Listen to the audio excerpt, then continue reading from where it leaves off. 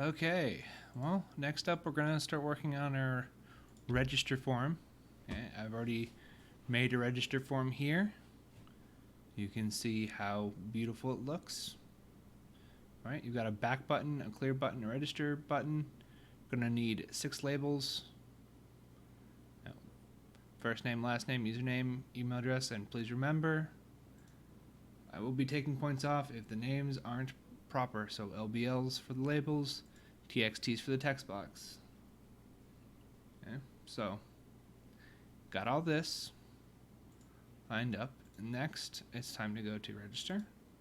I've already got a little bit of it started. You can see I've declared strings for the text values right there. I've already put the connection string up here. Now let's talk about command strings. We have the database connection and the database command. So it's time to go ahead and work on the database command. Something to note, once again, you will be putting using data.oledb up here. It won't work otherwise. And now that we have the connection working, as we copied it straight from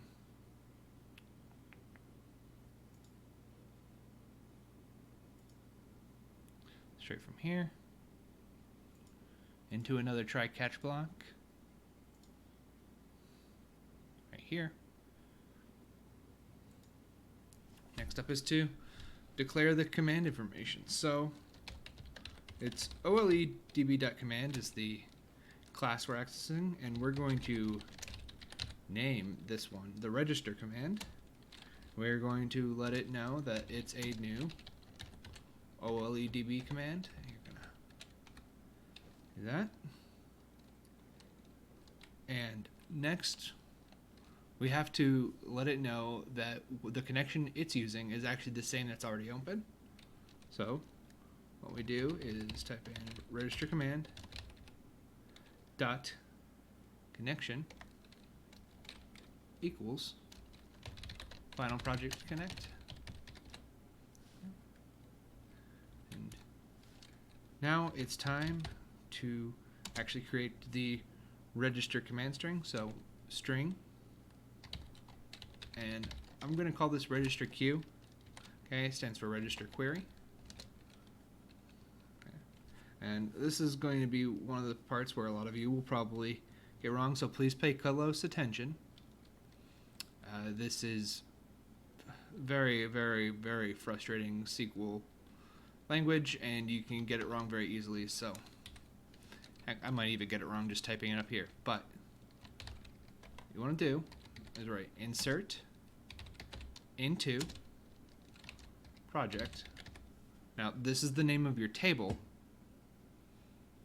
and if we go to the table I'm using, it's very, very important. You see the table project. Okay. Now, got username, email, fname, lname, pass, and post. We're actually not going to be using post yet, but insert into project. Make sure there's a space right there between project and the open parentheses. Go ahead and do the close parentheses, and what you are going to type in is exactly the name of these in the same order. So username, email, fname, lname, and pass. So username, email, fname, lname, pass. Now, make sure that there's no spaces between any of them. And you're going to do another space right here. You're going to write values. Open up another parentheses and go ahead and close it.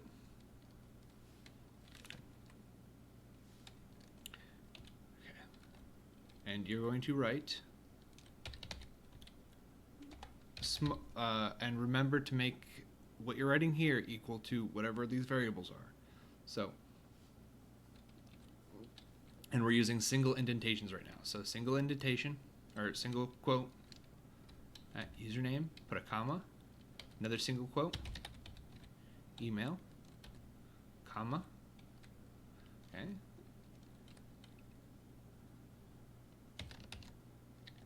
fname,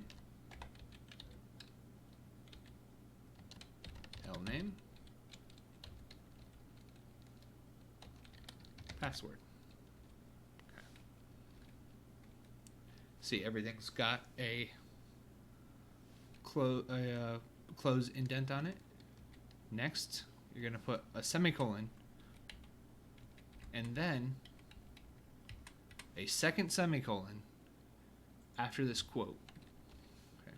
Because what you're doing here is you're actually creating a line of SQL code, and SQL ends all of its commands with the semicolon as well. So now that we have that out of the way, next, need a quotation and a plus. Then a plus and a quotation. Okay. Quotation plus plus quotation. Quotation plus plus quotation. Quotation plus plus quotation. Quotation plus,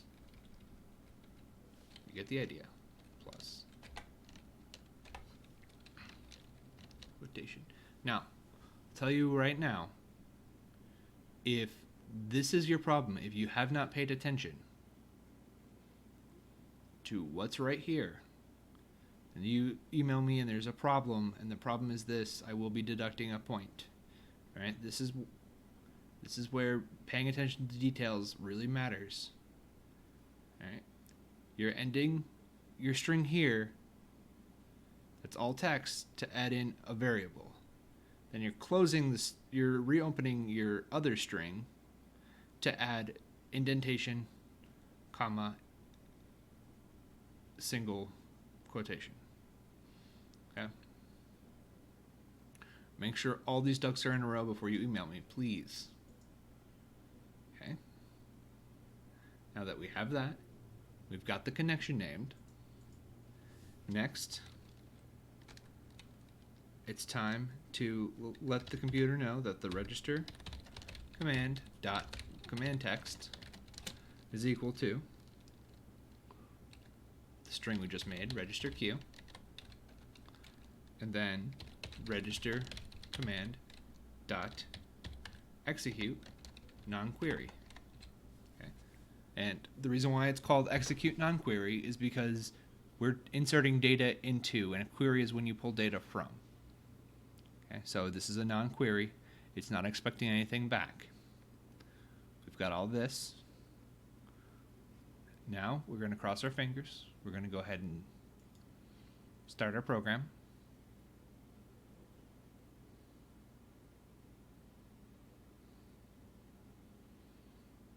Click register.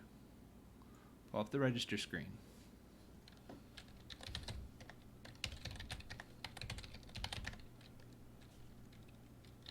Type in the information as appropriate.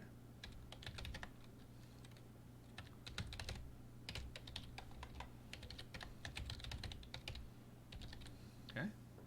And click register. Okay. As we can see, nothing happened, which means that it was probably done correctly.